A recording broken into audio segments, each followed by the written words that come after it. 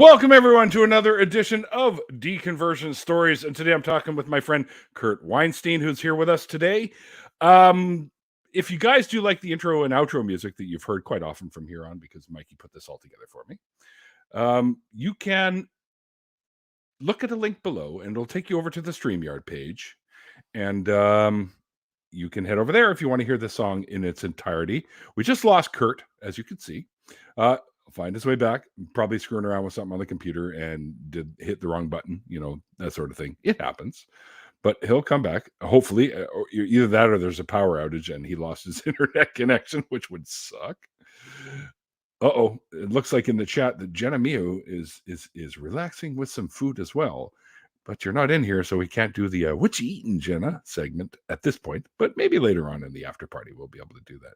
So we'll wait a couple of minutes till Kurt finds his way back into here. I'm going to go back over to Facebook and see what the hell happened. Hopefully everything's okay. Let's see what happened here. Let's get into the messenger point. He says, no clue what just happened. 1 sec. So he'll be back here momentarily. So I hope you guys had a good day today. Just so you guys know, we did a show. We do it the last Saturday of every month, as I usually mention before the end of these things, with Andy and Seamus. Unfortunately, today Seamus was not with us, but we did have Mikey Famine on with us today as the guest host. And it was a little show we do called Atheist Drinking Out Loud. And it's up there for you to watch episode number 8 already, if you can believe that. That means 8 months of this nonsense. So Genevieve is now proud that she has successfully jeopardized Kurt's show. We're just waiting for Kurt to get back in here. He hasn't popped back in yet. Must be something to do with the connection or something. That's my guess is. But that's okay. I can always just ramble on about inconsequential nonsense until he gets back.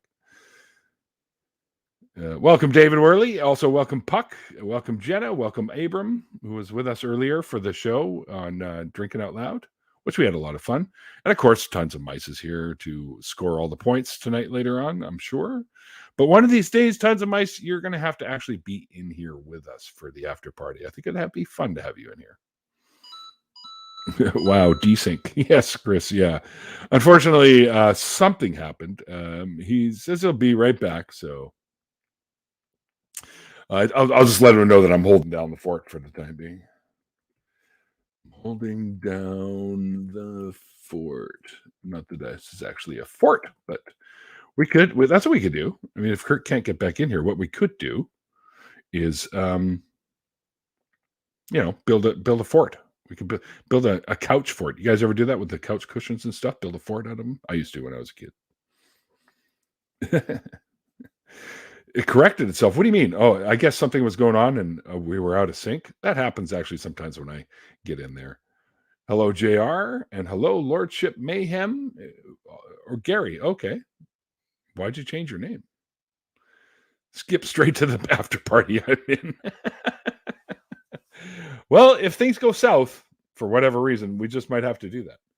And then we'll have to reschedule to get Kurt in here. But I'm pretty sure he's a smart guy. He's a self-professed genius of Apple, or Apple genius, or whatever. So he'll figure something out.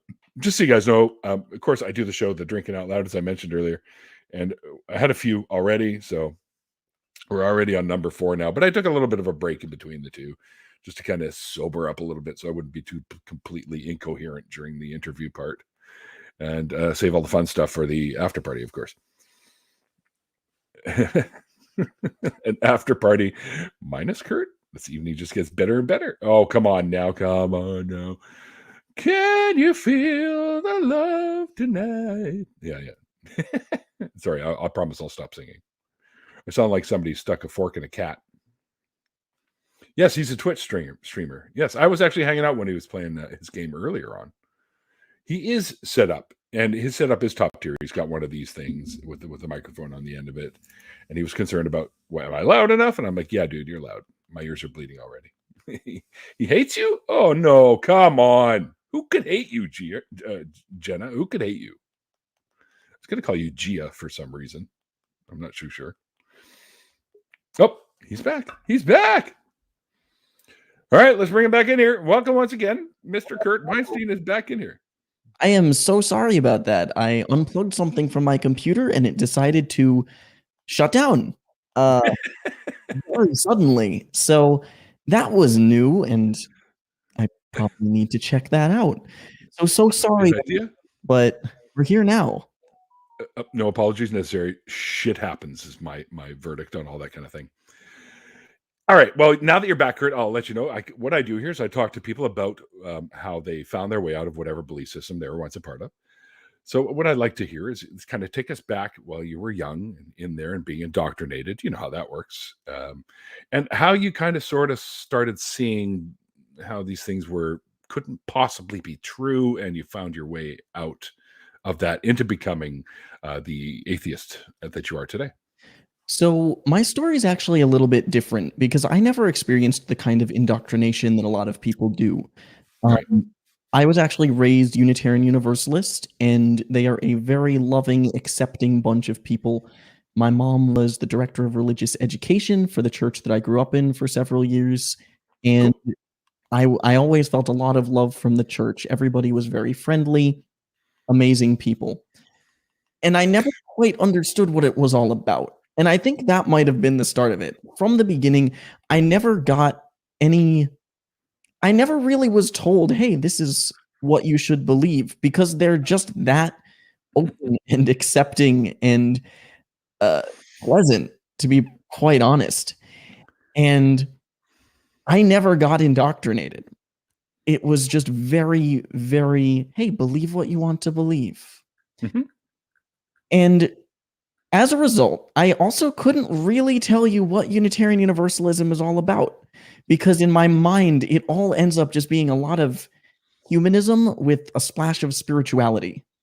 It's enough of a church that it allows people who are leaving religion or who want to feel the religious aspect of it to be comfortable there, but it's not enough of a church that they really have a solid set of beliefs that everybody adheres to, because there are Unitarian Universalist Christians, there are Unitarian Universalist Jews, there are Unitarian Universalist atheists.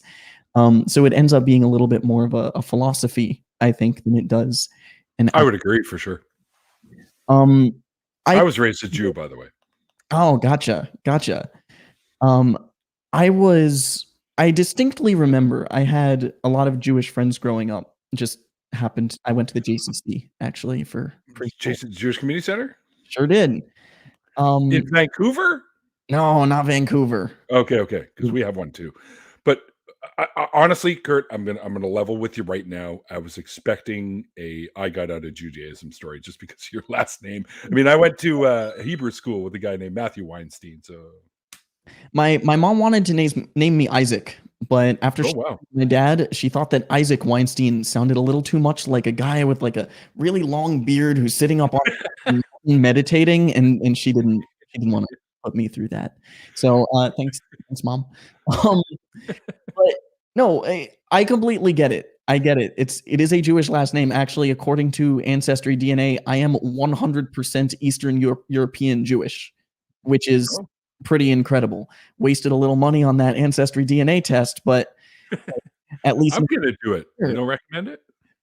No, I think it's great. It has a lot of good information. The problem is that for me in particular, my wife and I were trying to figure out my heritage. I already knew that I was probably 50, maybe 75% Jewish, and we were trying to figure out what else was in there. Come to discover there's nothing else.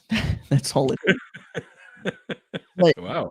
Going back to religion and atheism, I distinctly remember, I have this memory from when I was probably 6, 7 years old. My best friend was a Jewish kid that I met in school, and his family was fairly religious. Mm-hmm. And he and I were talking, and I don't remember how we got onto this subject, but I distinctly remember that he said, well, I mean, I think there has to be a God, because without God, where did the world come from? And me, little 6, 7-year-old Kurt, is sitting there going, okay, but then where did God come from? Right. And he didn't really, and his answer was, "Hey, I mean, he's God. He didn't come from anywhere." And I was like, that doesn't where where's the logic on that? If something can be eternal, why can't something else be eternal? Something doesn't add up here. Right. And that just kind of carried through for my whole life. I never understood why people turned to religion. I never understood why people were religious outside of some amount of indoctrination. And I couldn't understand for a long time why, when I spoke to people, when I presented them with my superior atheist logic, I couldn't understand why they didn't just say, "Oh, you know what? That makes sense. I'm over it. I'm done." It wasn't until later that I learned about the power of indoctrination and the power of belief, and that some people actually did have religious experiences. That's something that I could never relate to, that might inform them.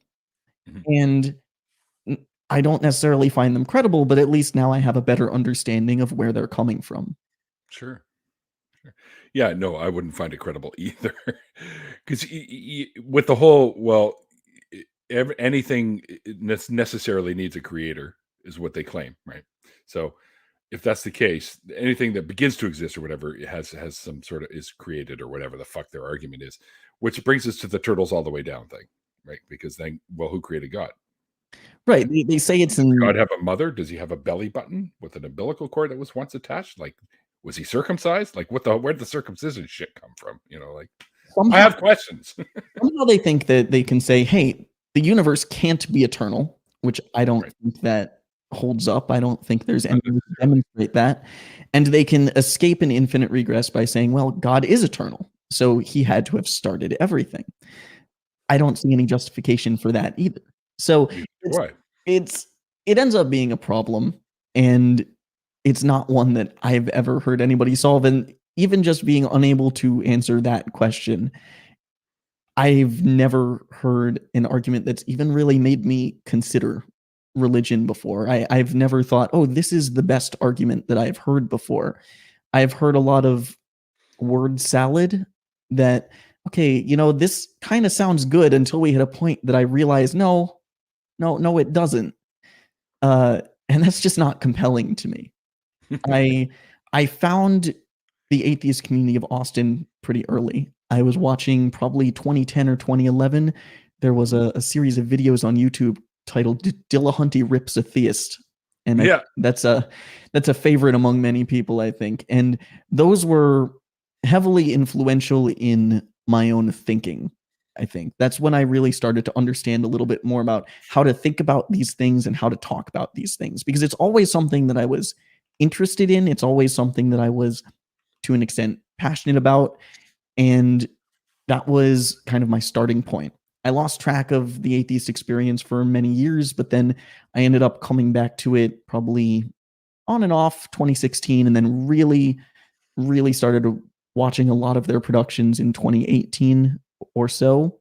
And that's kind of how I ended up in the atheist community. I'm a host of the nonprofits. I'm a call screener for a number of the shows, and we did a nonprofit show together. We did And indeed. that That's was how a I lot of lured you fun. in here.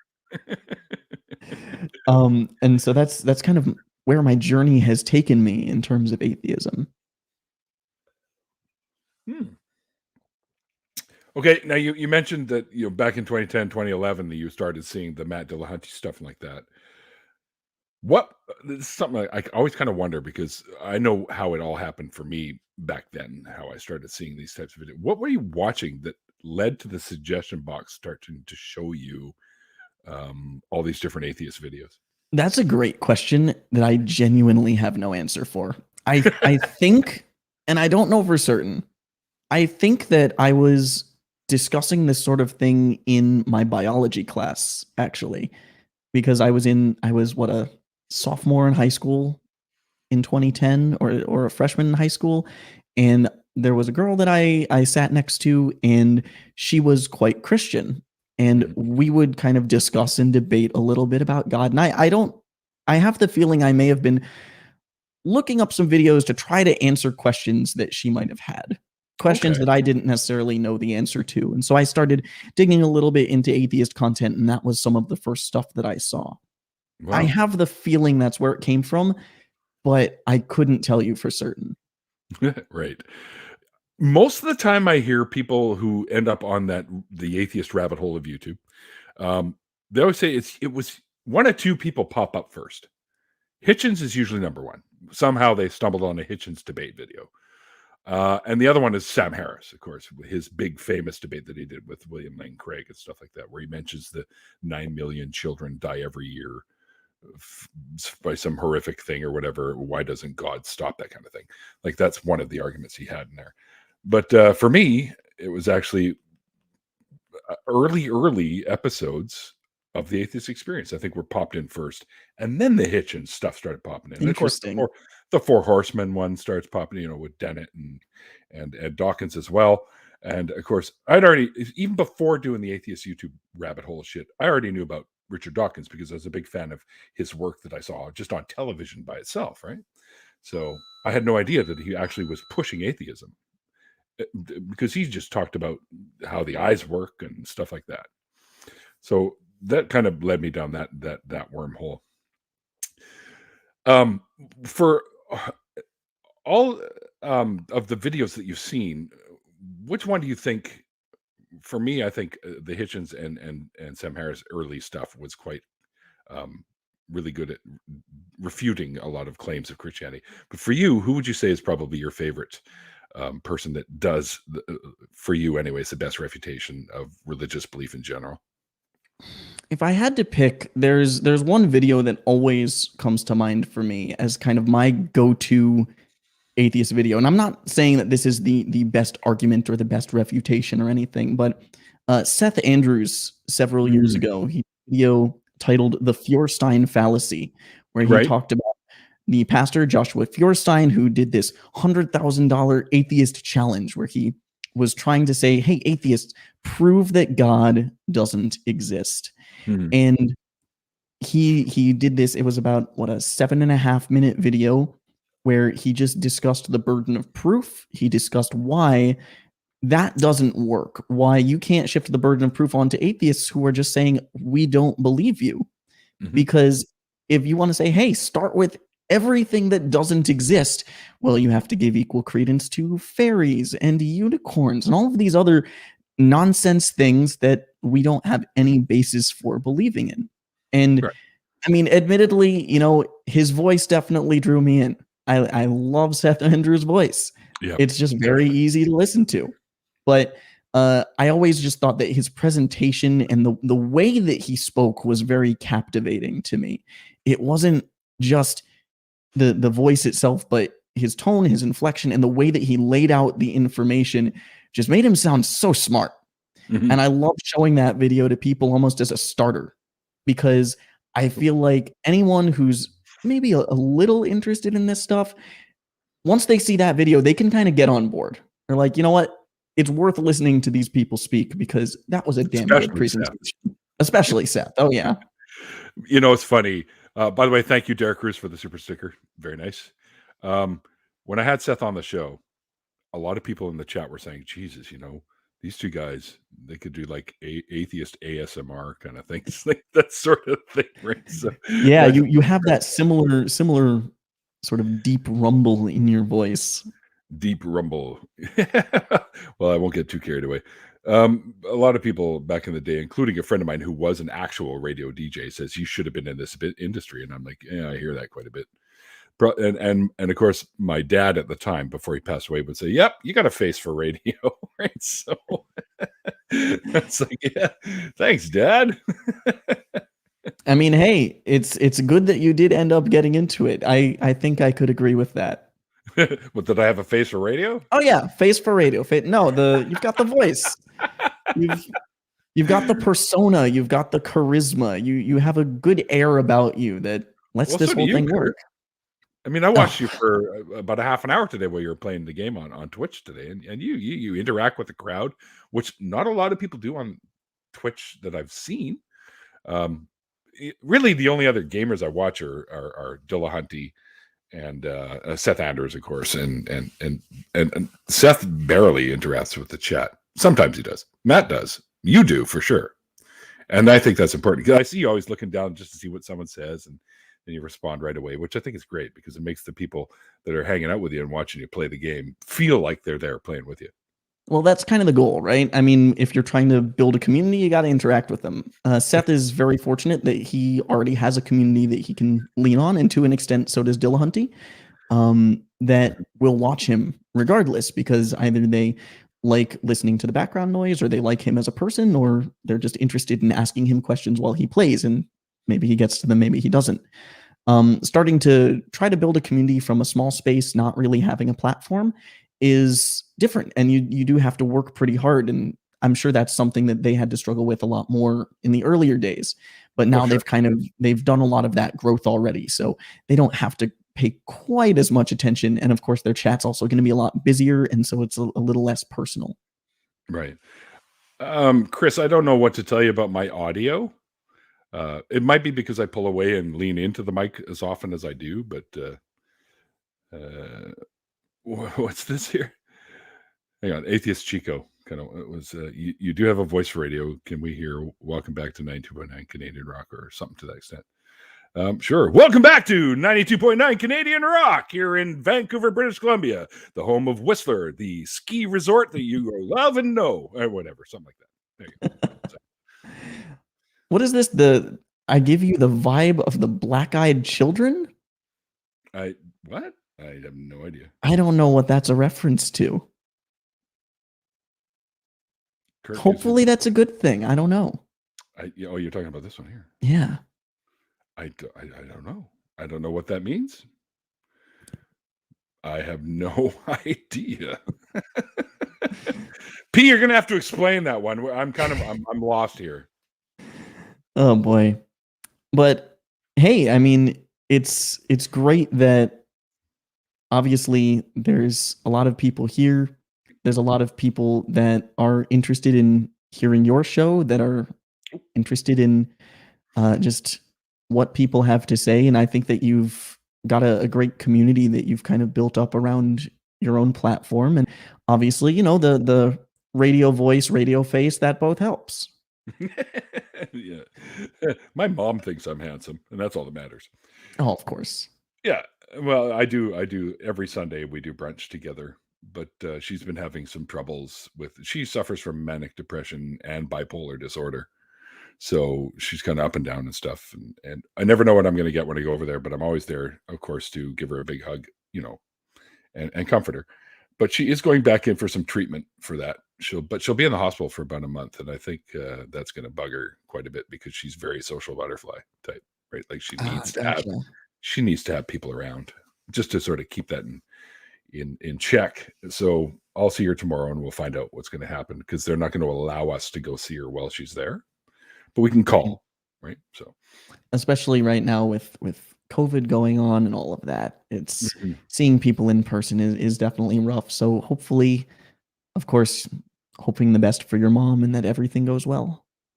Yeah, I hope so too, and I think it will. It worked for her last time. It's not like a really harsh treatment, but it is a minor form of a shock therapy. But it's done super low voltage, and they target specific areas of the brain that where these depression things come from. I guess I'm not really a neuroscientist, so I don't really know, but I am studying a little bit about neuroscience, so I can have a better understanding of that. I'm taking those Great Courses Plus sort of things. I got them all on my Audible and stuff like that, so I've been listening to a lot of that stuff. Anyway, so we've diverged from the conversation here a little bit. Yeah, but that's okay, man. These are kind of things that are important to talk about too. But first of all, thank you, because I think what I do here is important, and people need to hear these stories, like how, just so that because I know that there are a lot of people, they pop up in my chat from time to time, where they say, wow, so many people here that have these stories, and I'm feeling like I'm alone. And I've even gotten emails saying, like, thank you for your show. It's helped me quite a bit. Because there's a lot of what I call fence sitters that may not know if they're going to land somewhere that's safe. You know what I mean? Like, if there's going to be a community there to hold out their arms, like the parachute game, and catch them. that kind of thing, right? So that's why I do what I do, because I think these types of stories are important for people to hear. Oh yeah, and I really did want to thank you for having me on, because I think that my story is worth telling, but for a different reason. I'm not a story about how somebody managed to find their way out, and I can't provide a lot of wisdom or insight with that in mind.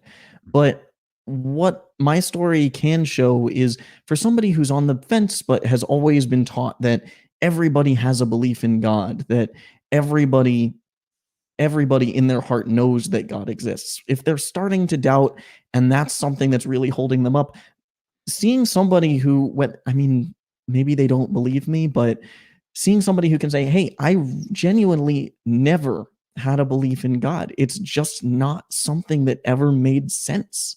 Right. That can hit home, because it's not like, oh, I was such a godly person and then I turned my back on him. No. And I like to think that I've turned out all right. I don't break the law, at least not too often. I always try to do my best. I like to volunteer. I like to help people. If you ask my wife, she'll tell you that sometimes I like to help people a little bit too much, and that whatever it might be, my goal of someday being a rich bajillionaire would just be to give all the money away. And that's genuinely the truth. I'm not somebody who feels like they need a lot. I'm somebody who feels like I gain a lot by giving. Yes. And yes, that, like I said, it's that sort of attitude in an atheist, in somebody who never had that Christian background or that Muslim background, that Jewish background specifically. And I do think that I benefited a lot from my religious education growing up. I do think I benefited a lot from being a part of a Unitarian Universalist church, because I feel like they taught a lot of humanist principles. I feel like they were very human focused. And that's why I feel bad. I always complained about going to church to my mom when I was younger. I never wanted to go. I was always so bored. it's kind of boring. I would tell her, I don't believe in any of this. Why do I have to do this? And years later, I'm sitting here like, man, I'm so glad I went. I have such a better understanding and appreciation for religious ceremony, for tradition, for just understanding other people's beliefs that I wouldn't have had if I didn't go. So I think that there's still things that I can share that can be beneficial to people, even if I'm not necessarily your typical deconversion story participant. That doesn't matter. I think you have valuable stuff that you can share with people. And you were involved, technically you were involved with a religion of some sort, thanks to your folks, right? So you do have that part of it to tell. And I've had Cradle Atheists on before, where we talk about things like religious influence in our lives and stuff like that. Because I'm kind of like you. I kind of believed as a kid, like I would even talk to God once in a while, where I'd say, hey, I need a new set of Hot Wheels or something like that, as a kid or whatever, or I need the latest Lego set, make it happen. But nothing really ever happened, right? So, but of course, but most of the time when I went to Hebrew school, as I mentioned before, and hearing the stories of Samson and Delilah and David and Goliath and all these things, they sounded like all the other mythology that I had heard before. Right? Isn't that funny? Yeah, exactly. So these are just fantastical stories of miracles and this. In the Old Testament, let's face it, he was a war god. For fuck's sakes, he'd come down and he'd slaughter everyone that pissed him off. So, but somehow he changed over to a nice, loving God for some reason. He's loving, but he'll burn you in hell if you don't like him for eternity. Saying that you used to talk to God picked up another memory. There's a photo on Facebook that floats around usually once a year or so, whenever the anniversary of its first posting comes up, by I think my mom. She posted this photo of a letter that I wrote to Santa Claus when I was probably, once again, 6 or 7 years old. And it essentially says, "Dear Santa, I want X and Y and Z. I'm writing this letter because mom told me to, because I know you're actually mom and dad." and it's just a little bit of a riot, and I love looking back on that, and I'm like, man, I really really didn't buy this. I remember I was pulled aside at a summer camp when I was young for telling kids that Santa Claus wasn't real because I was that kid. I was that kid. I was like, that doesn't make sense. You think a fat guy is gonna fly around in a magical sleigh, and how could he even fit down a chimney? Come on. And what about the houses without chimneys? Yeah, exactly. I just it's funny to look back on it for me because I have these memories and photo evidence of these things where even if, hey, my memory might be a little faulty. No, I was definitely that kid. And I haven't changed that much since then. I'm still here. Fair enough. And your mom posts that every year at Christmas? She puts that up there? She posted it a few years ago, and I think usually she and my sister, whenever it pops up, is like, hey, 1 year ago you posted this. They'll usually just hit the share button and it starts to float around again for another week or so, and everybody laughs, and all of our new friends that I make or my wife makes and sees it pop up on the timeline, they get a chuckle out of it because of course they've met me now. So it's like, oh yeah, I can see that. That makes sense. That sounds like Kurt. That's hilarious. I get those too. Well, Facebook does that automatically. 6 years ago, you posted blah blah blah, and then and it's funny. Sometimes I look at these and I go, I really don't remember posting that. Yeah, for sure. Big fucking doobie that I smoked that day. I really don't remember that. Like I don't remember. I just today as I was looking up, to send a message to you, it did that today, and it had a picture that I guess I posted 4 years ago of BB-8 as a snowman, a giant BB-8 snowman, and I don't remember posting that. Oh man, I wish I had. I don't think I've ever seen a BB-8 snowman, but that sounds great. I wish I had that idea. It was actually pretty cool. They even I don't know what they used to color it, but all the oranges and blacks were on it, and it was really really cool. I'm sure I would have posted that because that's something that even stoned I would look at that. Whoa, that's totally awesome. I'm posting that on fucking Facebook, that kind of thing, right? So. Oh yeah, for sure. Yeah. So how did you end up getting involved with the ACA? Yeah, so that was actually thanks to Katie, who I think is in the YouTube chat. Mm-hmm. Shout out to Katie. I had just joined it was during the pandemic. I wasn't doing a ton. I was looking to just get involved with more conversations, with a little bit more community, because hey, it's been a little bit lonely. It's been, I don't know, the pandemic was weighing on me. So it was August. I joined a couple of the ACA Facebook groups because I figured, hey, I can have some interesting religious debates, discussions, conversations that I don't get with most of my other friends. Right. And probably within a week of that, Katie posted and said, hey, we're looking for new call screeners. Is anybody interested? I applied. Puck, who's also here today, he applied, as did Martin, and that was kind of our class of call screeners.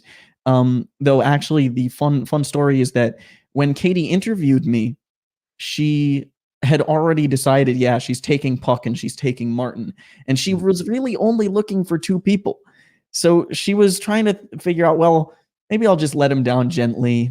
Maybe he'll suck and I'll just turn him away. But then she talked to me and she was like, darn, I really like him too.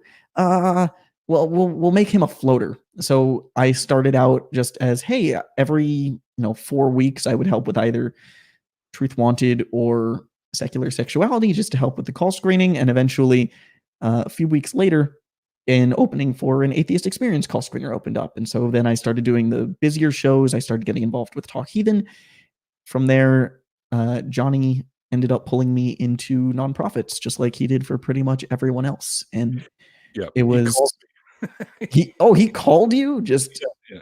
Oh yeah, I didn't know Johnny before then, but get my phone number, Johnny. Actually, he didn't call me right away. He messaged me on Facebook and I gave him my number and then we spoke about it. So a little bit that sounds like him. But yeah. he was working very, very hard to pull nonprofits back together, and he's done an amazing job. And at this point, we might be able to manage without him, but really, especially starting off, he was the driving force behind it, and it wouldn't be a show today if he hadn't been working at it. So also shout out to Johnny for just the amazing job that he did pushing to get that back Yep. Yep. And I think so far the episodes have been a lot of fun and a lot of fun to do. Like, because we get, what most people don't see is what happens all behind the scenes before we go live and stuff like that. We have a lot of fun shooting the shit before everything goes live. And we love harassing Greg and making sure that he has to work his ass off to make us all sound and look good. Oh yeah, of course. And I mean, I love working with the ACA. I love volunteering for the ACA because the community is great. Not just the atheist community, but yeah, the actual specific ACA atheist community. Yeah, I've got mine right here. Bring that I'm, shit up. I'm part of the inner circle. Look at that. Cool. But just the community that I found in the call screeners, in the nonprofits groups, all of that has just been so amazing. And I've also gotten to work with some really amazing people. Like I was the host of the nonprofits episode that Mandisa Thomas was on. And Mandisa is amazing, and she was so much fun to work with, and I was so glad that I got to be a part of that. And I was also a little nervous because I'm like, oh man, I don't want to. If there's one show to mess up, it's not gonna be this one. Right. And that was just a tad stressful, but it's genuinely been amazing, and they're always looking for help. So if anybody isn't interested in doing chat moderation, there's all kinds of things that you can help with.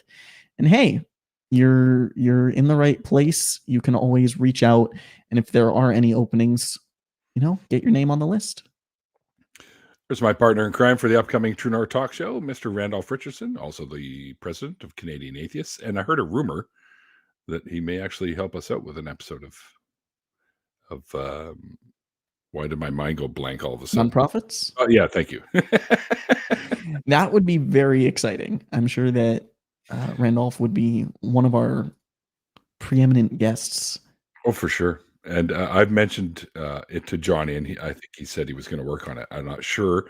Randolph could probably answer that in the chat as he hears this, but I'm pretty sure Johnny said he was going to get in touch with him. I'm not sure if he did or not. Wouldn't surprise me. I know that he's looking to have more guests if he can. Just people who, I don't know, bring new faces, bigger names to the show. Try to maybe have a little bit wider appeal than we get sandwiched in between the behemoths that are Talk Heathen and Atheist Experience. Yes. Well, we did have X from Utah Outcasts on just recently. Yep. That was a great show too. And my producer is going to be joining us for an episode. Mr. Mikey Famine will be joining us for an episode. Very exciting. Yeah. He does a show too called the Bin Podcast, where him and a bunch of his friends just get together and have a lot of fun, which is a fun show to watch. And they definitely deserve more viewers because there's a lot of really funny stuff on that show, especially Jartan, who's the resident Norwegian that lives in Sweden for some reason. I will have to check that one out. I can't say I've heard of it before, but I will go looking. Yeah, it's a lot of fun. And he's got folks on there that are regular cast members on there from all over the globe. So England, Sweden, USA, and wherever else. But yeah, their stuff is hilarious. And I just finished an episode of the Atheist Drinking Out Loud today, which we do once a month, right? So I've already had a few just getting into this, but it's okay. I stopped and I gave myself a bit of an hour break so that I could level out. I drink at a rate where I reach a sort of level where I feel comfortable and I'm not like stupid drunk where I'm saying ridiculous things and tripping over my tongue and stuff like that. So always good to know your limits with that, I guess. And then just maintain it where I'm still legible, rational or whatever the fucking word is. Okay. As long as you don't embarrass yourself too much, right? Yeah, well, that's okay. Maybe a little. Maybe a little's all right. Oh, I'm all about self-depreciating humor. So it's okay. Always good to be able to laugh at yourself too. I think that's one of the most important things about being, especially an online persona. I think you really need to be able to be introspective and look at yourself and laugh at yourself and not let things get to you so much, because I know that even big creators, they will sometimes fall down rabbit holes of just getting wrapped up in the negative comments and not seeing the positive comments and things like that. Yeah. So For anybody who is looking to create content, just be willing to laugh at yourself, be willing to look at yourself and have a little fun with it. Well, I have a general rule. If you can't make fun of yourself, you have no right to start making fun of other people. Agreed. And I think I can get behind that. Yeah, for sure. And yes, and thank you, Chico. That was the word I was looking for, coherent, which apparently I'm not because I couldn't think of that word at the time. My problem is age. Age brain. Right? I mean, geez, I'm going to be 55 next year. That's 55. Like, I know. You don't look a day older than 30. Oh, come on, man. I mean, yeah, there's a little something on the end of your nose there, Kurt. I'm just doing my best. Come on. It's okay. I appreciate it. Yeah, I've actually been kind of blessed with youthful looks that apparently run in the family, because I actually met my biological folks and they do look a lot younger than they are too. So I thank them for those genetics, or for those genes anyways. So yeah, apparently it runs in the family, but we do get gray fairly quickly once it starts happening. So I used to have my hairdresser listen to me. Sound like it's like one of those privileged rock stars or something. My hairdresser. So she used to dye it. I used to go wear black all the time when I was going through my goth phase, I guess you could say. So and then she just started going with the darker browns and some burgundies and shit. And finally she said, you know what? You're starting to go gray. So what I'm going to do is I'm going to do this special kind of blend where it kind of blends in, and then you can let it grow out and it'll look like you're natural. Well, wouldn't it be natural? Fuck, I'm getting gray, right? Like it's happening. But she used to dye, or I used to dye all this too. And I just thought, yeah, and it's quite a chore because I know I have like a unique beard style or facial hairstyle. But when I used to dye it like black, like jet black, like the background here, minus the stars, it would look weird. So I just stopped doing it. Yeah, I can imagine that. True black is relatively uncommon, especially I think for facial hair.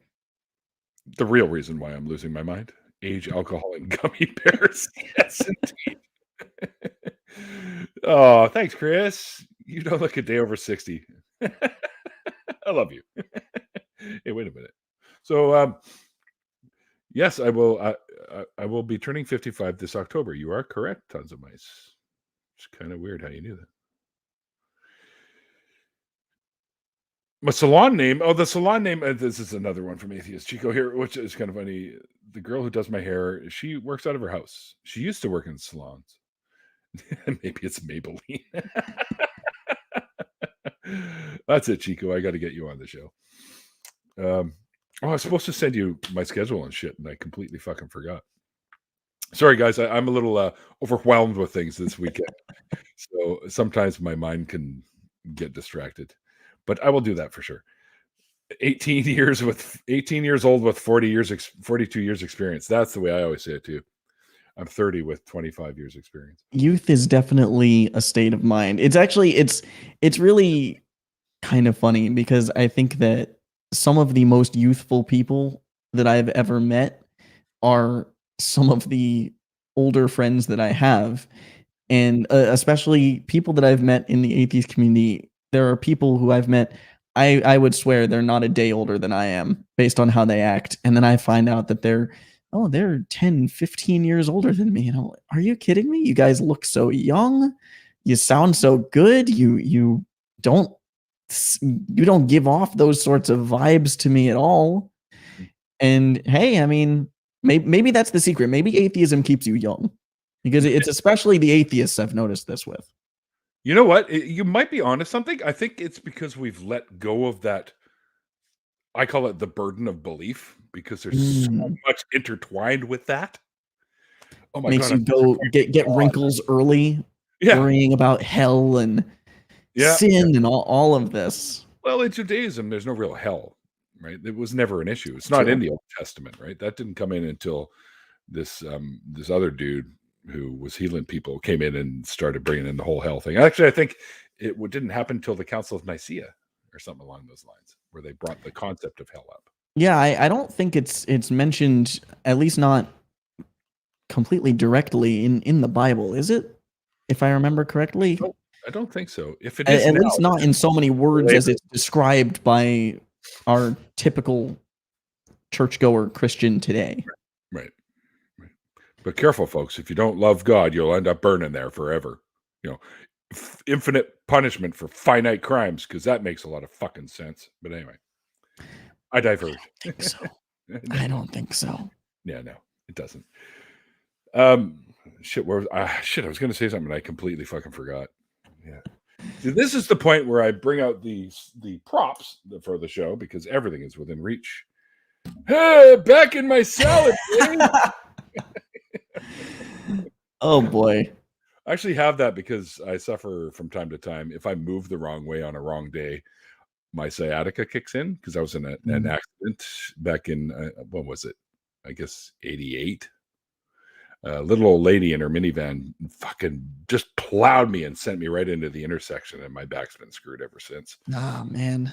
Yeah, it was rough, but it's been pretty good. But every once in a while, and it's usually something like really stupid, like I'm tying my shoe at work, and then all of a sudden I'm like, oh no, that wasn't good. Like you just moved the wrong way. Okay, but have you tried praying for it?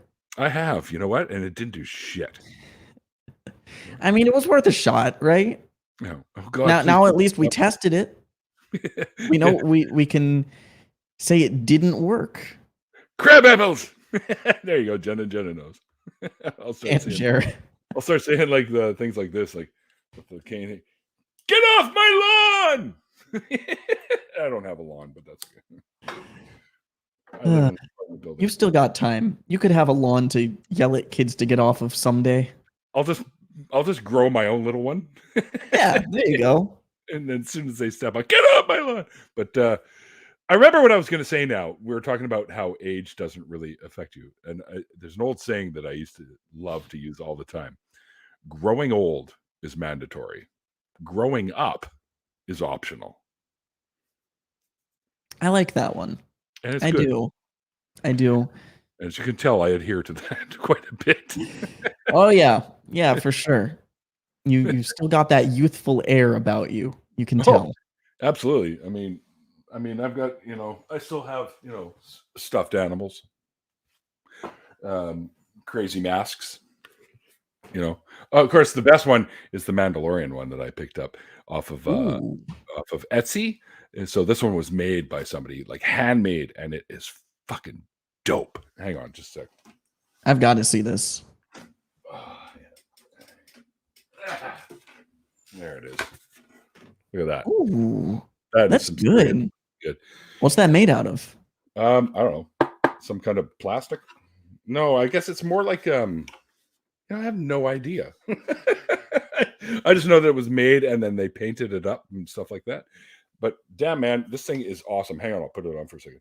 I actually took a picture with it, and everyone's like, "You look like a Wookiee with a Mandalorian helmet on." But it fits like just so. So this is the way. That's pretty awesome. I know Neil can't hear me, but the rest of you can. All right, so next performance at 11. It's my one-man quick show with the "This Is the Way" thing, which I actually ordered. I actually ordered a little pin that says "This is the way" that I'll wear when I have that on. But yeah, I also ordered mannequin heads. The little styrofoam mannequin heads, so I could put all my masks on it, because I got this one. Of course, I got the Jack Skellington one. Yep. One of my favorites, and this fucking mask is awesome. Okay, it's. Are you familiar with The Watchmen? I'm familiar a little bit. I haven't actually seen it though, or read it. This is Rorschach's mask. Now the thing is, I can put this mask on, and you'll see there's little grayer areas that aren't quite as dark. When you breathe, the gray areas disappear, so it looks like the mask is changing. Ooh, like in the movie. That's pretty awesome. Yeah, I like that. Pretty cool. Actually, the funny thing is Facebook sure as fuck knows how to target market me. Oh yeah, they know everything about you. Yeah. And of course my Jack Skellington hat, which is basically right there. you can just see the tip of. It's a great big top hat, which I've worn on the show before. Yes, JR, I can rob a bank now with this mask on. Yeah, that'd be cool. No, it wouldn't be cool. I'm kidding. I'd be like Robin Hood. I'd be giving it to all the poor people. That's the thing I was talking about before. It's Beskar Light. That's what the mask is made of. Beskar Light. I'm like you, dude. If I became rich, I would be a total philanthropist. All I need, and pretty much what I've got now, is enough money to get by in life and provide for the people that I care about. That's all I need. I don't need anything else. And I think that I'm pretty much in the same boat. There are definitely things that I like to splurge on a little bit for myself, but for sure. I don't know. I'm very financially savvy, and I generally don't understand the concept of hoarding money, because if it's just a number, if it's not doing anything, it just doesn't quite make sense. If you're putting it to use in some way, that's obviously different. But for people who just have the money sitting in the stock market, short selling GameStop stock and all that, I don't know. That's it's a whole other topic. It's I had to throw it in there, right? It's been everywhere. Oh yeah, for sure. It worked its way into our show earlier today too. So did it really? Oh, yeah. We spoke a little bit about it. And I say good on them. I say fuck those 1% bastards. Well, that's what it turned into. It started as a group of people who said, hey, we think that we could actually make something happen where we can all get really rich. And then it wasn't just that they were getting really rich. It was gaining so much traction that it turned into, okay, now either we're getting really rich or maybe even and these billionaires are taking a huge hit. And you know what's even better than getting rich? Sticking it to the rich. Yes. And just saying, hey, fuck you guys. The money that they should have had. Exactly. Exactly. So that's kind of what it turned into. And I think that there are a lot of people who are now just sitting on the stock, and they might actually end up not making any money off of it if things crash down again. But they're trying to do it for as long as humanly possible to make sure that the ultra wealthy suffer as much as they can. And to be quite honest, I think it's hilarious. It's honestly among the best representations I think I've seen of just a free market system, and even a democratic system where it's the power of the people, and how that's really on display here. So funny. Agreed. And I'm gonna Atheist, you go on for the next performance. I should have the helmet on and the cane saying, "Get off my lawn." This is the way. This is the way off my lawn. This is the way off my There you go. Just lead them there. Yeah, that'll be the Mandalorian when he's like 80. This is the way off my lawn, you little punks. But most of the places he seems to have gone to have been like fucking desert planets. So I don't know if there's much lawn there. Chico, you got to come into an after party, man. You've definitely got to come into an after party and hang out with us. That'd be a lot of fun. Speaking of that, we are going to do one after this. You're down for that, eh? For a little while, Kurt? Yeah. I'll stick around for a bit. Sure. Normally what I do is I close this out and I'll give you a new link and we'll jump in. Normally my fucking producer Mikey is here, but he is not here right now. Dang it, Mikey. It's okay. He promised someone else he'd help them out with the show. So I said, all right, this time I'll let you off the hook. And, I think I put my phone on silent so I wouldn't have to worry about hitting the #coins button, which is the drinking game on the show.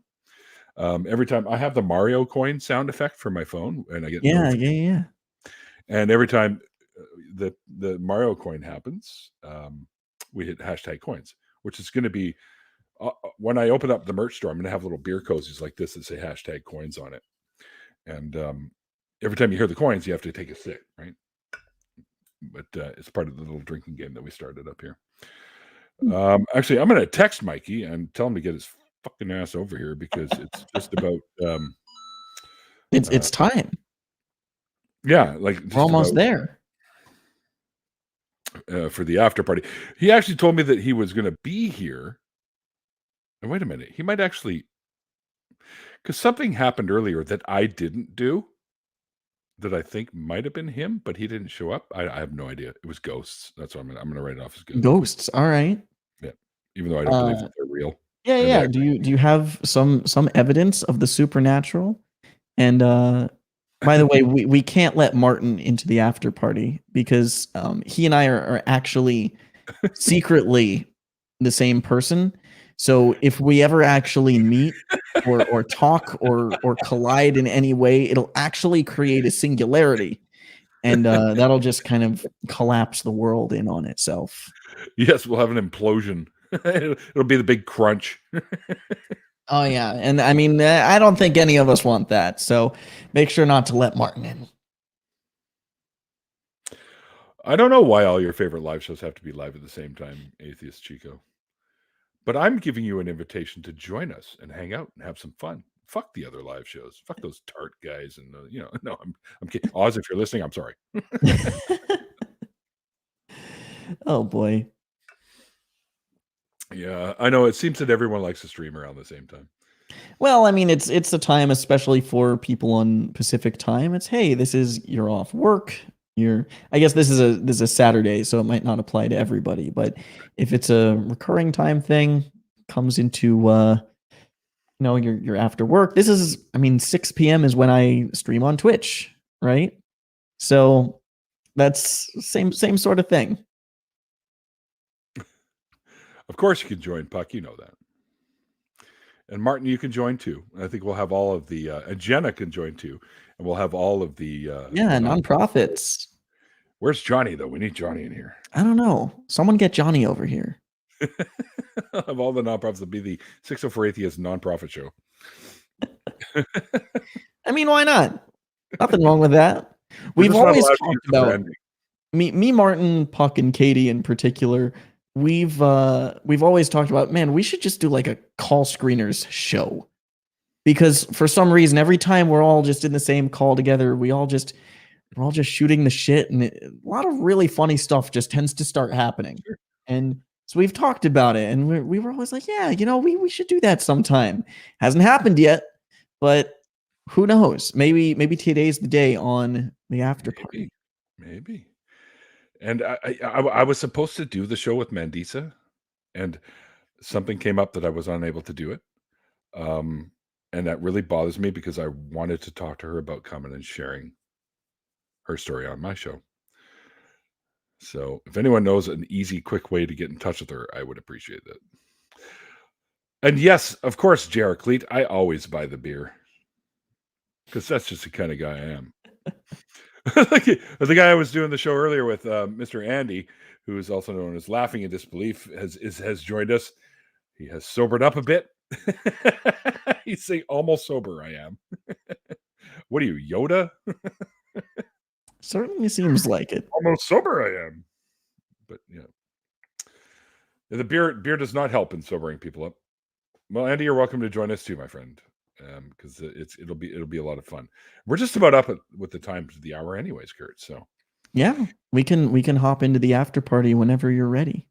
All right. Well, I was born ready. All right. That's my. Oh, we lost you. You turned off your camera? No, it just disconnected. Did that why is that? Gremlins. I don't know. Was Yoda ever sober? Yeah, that's a good point. Alcohol. Well, you know what? I'll fix it when we jump over to the because I have no idea. It just says, hey, the internet, the browser lost connection, so I might just need to quit and relaunch my browser. I don't know. That's probably it. What browser are you using, by the way? I'm in Google Chrome, which I find for live streaming, I'm not sure if you have an Apple product or if you have a PC product, but I love Edge. I'm on a PC, but I don't know. Edge sketches me out a little bit because it's I don't know. I've never trusted Internet Explorer before, and I'm pretty sure that Edge is just Internet Explorer by another name. So I don't know if I'm really game for that. Maybe I'll try it. Started using it. I love it. But for sure, one of the things, and you know what, I was for years, I was a big a Firefox guy, right? But then I started leaning on Google, and now this Microsoft Edge. I was like, no, fuck it, it's a Microsoft product. I don't want to use that. But then something happened, and somebody suggested I try, and I fell in love with it. Edge is like great. It doesn't hog shit like Google does. Like it doesn't keep all your cookies. When you're off the site, it's boot. The Oh cookies yeah, are yeah. so I use Google just because I've been using it, because I remember when Google Chrome was the new kid on the block, and its whole thing was, oh, Firefox was the best browser for a long time, and then Firefox, oh, it's all slow and bloated, and it's got all these problems. But Google Chrome, it's fast and it's sleek and it's really slim, and this is the way to go. And then at some point that changed, and Google Chrome became a huge memory hog, and now Firefox Quantum exists, which is now the new, oh, this is the cool, fast browser that's all light and slim. And oh man, they just flipped. And my 10 years of using Google Chrome are just down the toilet, and now I should switch to Firefox, and I don't even know what to do anymore. But I know, with all this shit, and you're bound to sell the product if you add the word quantum. Just ask Deepak. Oh yeah, oh yeah, 100%. Well, Kurt, I want to thank you for joining me today, man. I've been looking forward to us having a little chat because I just started getting to know you. So today was great because I got to hang out with you earlier with your gaming in the chat there, and now I got to hang out with you like actual in person. And we're gonna do it a little more in the after party. So thank you so much for joining me, man. I had a great time chatting with you. Yeah, hey, always a pleasure. I'd love to do more nonprofits with you when time permits, and we'll keep having fun for now in the after party. There's a hashtag coin right there, guys. There you go. There you go, boys. I'm so used to saying that in a different context elsewhere, where I worked with a bunch of dudes. So it was, hey, there you go, boys. But there you go, folks. We'll have to do that up there because that's the right way to do it. But anyway, all right, guys. My little shout outs at the end of the show there. First of all, I want to thank all my wonderful, amazing patrons. It's because of you guys that the show just keeps improving. And also, if you haven't yet, head over to the True North Talk website, or not website. Well, we do have a website through Canadian Atheists. The link is there. And also there is the YouTube channel, True North Talk. And you can see a bunch of funny videos of Randolph and I doing the construction work. Even our friend Peter took one of them and sped it up like a Benny Hill show and put all the Benny Hill music in behind there. And we look like a couple of bumbling fools while we're trying to put a wall up. It's kind of funny. Anyways, head over there and give us a sub, and you won't be disappointed. We should get the show coming up sometime this spring. Also, both Kurt and myself, and lots of folks in the chat like Puck and Mia, etc. There's so many people that are involved in this now. We are the new hosts of the new and revamped and relaunched nonprofit show. So head over to the nonprofit channel and give us a subscribe over there as well. And it happened today. Watch Andy and Seamus. Well, Seamus wasn't with us today. He crapped out on us tonight. But we used to do a little show at the last Saturday of every month called Atheist Drinking Out Loud. And today was a lot of fun. It was a great time just ribbing each other and stuff like that. It was our 8th episode. So that means that we've been doing this for 8 months now, guys. And if you haven't checked out the show, you're missing out because it's a lot of fun. And anyways, guys, that's it, right? It's the last call for alcohol, folks. So before I end the show, I just want to say one thing real quick here. Oh, hang on, let me get rid of that. See, this is why I have a producer, because I'm really shitty at this. But anyways, guys, like the late, great Christopher Hitchens once said, damn it, I'm getting all confused now. I didn't thank the chat. Thank you, chat, guys, for hanging out with us. And now I'll say it. Like the late, great Christopher Hitchens once said, man, I'm forgetting everything now. Yeah. There it is, right there. It's called faith because it's not knowledge. And we'll see you guys next time.